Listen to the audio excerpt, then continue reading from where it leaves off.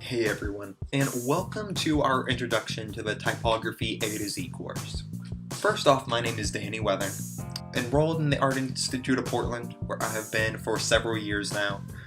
That has been a fantastic learning experience. I have been, freelancing for just about 2 years now.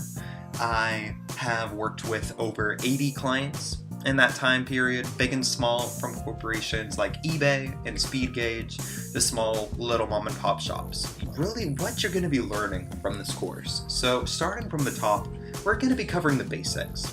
From there, we're going to be diving into much more specific circumstances. So using typography effectively in advertising, using type effectively on smaller screens like apps and on your desktop computer, things like that.